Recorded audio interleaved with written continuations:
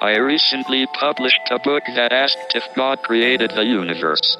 It caused something of a stir. People got upset that a scientist should have anything to say on matters of religion. I have no desire to tell anyone what to believe, but for me, asking if God exists is a valid question for science. After all, it is hard to think of a more important or fundamental mystery than what or who created and controls the universe. The universe is a machine, governed by principles or laws that can be understood by the human mind. I believe the discovery of these laws has been humankind's greatest achievement. For it's these laws of nature, as we now call them, that will tell us whether we need a God to explain the universe at all. For centuries, it was believed that disabled people, like me, were living under a curse inflicted by God. While I suppose it's possible that I've upset someone up there, I prefer to think that everything can be explained another way, by the laws of nature. So what exactly is the law of nature, and why is it so powerful? Is that these physical laws, as well as being unchangeable, are universal. They apply not just to the flight of a ball, but to the motion of a planet and everything else in the universe. Unlike laws made by humans, the laws of nature cannot ever be broken. That's why they are so powerful, and when seen from a religious standpoint, controversial too. If you accept, as I do, that the laws of nature are fixed, then it doesn't take long to ask, what role is there for God? This is a big part of the contradiction between science and religion, and although my views have recently made headlines, it is actually an ancient conflict. Science does not deny religion, it just offers a simpler alternative, but several mysteries remain. After all, if the earth moves, could it be God that moves it? Ultimately, did God create the universe in the first place? I believe it's a cosmologist's duty to try and work out where the universe came from. Luckily, it's not quite as difficult as it seems. Despite the complexity and variety of the universe, it turns out that to make one, you need just 3 ingredients. Let's imagine we could list them in some kind of cosmic cookbook. So, what are the 3 ingredients we need to cook up a universe? The first is matter, stuff that has mass. Rock, ice, liquids, vast clouds of gas, massive spirals of stars, each containing billions of suns, stretching away for incredible distances. The second thing you need is energy. Look up at the sun, and you can feel it on your face. Energy produced by a star 93 million miles away. Energy permeates the universe,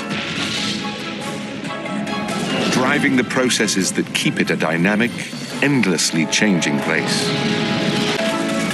So, we have matter and we have energy. The third thing we need to build a universe is space. Lots of space. So where could all this matter, energy, and space come from? We had no idea until well into the 20th century. Albert Einstein. Sadly, I never got to meet him, since I was only 13 when he died. Einstein realized something quite remarkable, that 2 of the main ingredients needed to make a universe, mass and energy, are basically the same thing. 2 sides of the same coin, if you like. His famous equation, E equals mc squared, simply means that mass can be thought of as a kind of energy, and vice versa. So instead of 3 ingredients, we can now say the universe has just 2: energy and space. So where did all this energy and space come from? The answer was found after decades of work by scientists. Space and energy were spontaneously created in an event we now call the Big Bang. At the moment of the Big Bang, an entire universe full of energy came into existence, and with it, space. It all inflated, just like a balloon being blown up. So where did all this energy and space come from? We can use the laws of nature to grasp the very origins of the universe and discover if the existence of a God is the only way to explain it. The great mystery at the heart of the Big Bang is to explain how an entire, fantastically enormous universe of space and energy can materialize out of nothing. The secret lies in one of the strangest facts about our cosmos. The laws of physics demand the existence of something called negative energy. To get your head around this weird but crucial concept, let me draw a simple analogy. Imagine a man wants to build a hill on a flat piece of land. The hill will represent the universe.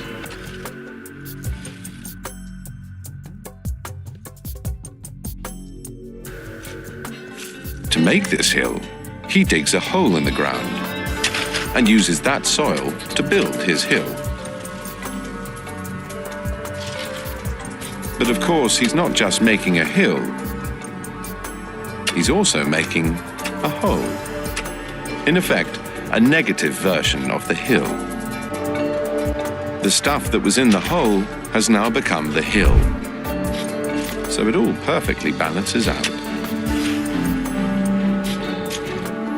This is the principle behind what happened right at the beginning of the universe. When the Big Bang produced a vast amount of positive energy, it simultaneously produced the same amount of negative energy. In this way, the positive and the negative add up to 0. Always. It's another law of nature. So where is all this negative energy today? It's in space. This may sound odd, but according to the laws of nature concerning gravity and motion, laws that are among the oldest in science, space itself is a vast store of negative energy, enough to ensure that everything adds up to 0. The universe is like an enormous battery, storing negative energy. The positive side of things, the mass and the energy we see today, is like the hill. The corresponding hole or negative side of things is spread throughout space. So what does that mean on our quest to find out if there is a God? It means that if the universe adds up to nothing, then you don't need a God to create it. Since we know that the positive and negative in the universe adds up to 0, all we have to do now is work out what, or dare I say who, triggered the whole process in the first place. Down to the atomic level, and right down to the subatomic level.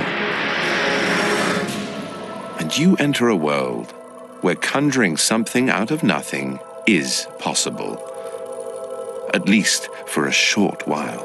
That's because at this scale, particles such as protons behave according to the laws of nature we call quantum mechanics. And they really can appear at random. Stick around for a while, and then vanish again, to reappear somewhere else. Since we know the universe itself was once very small, smaller than a proton, in fact. This means something quite remarkable.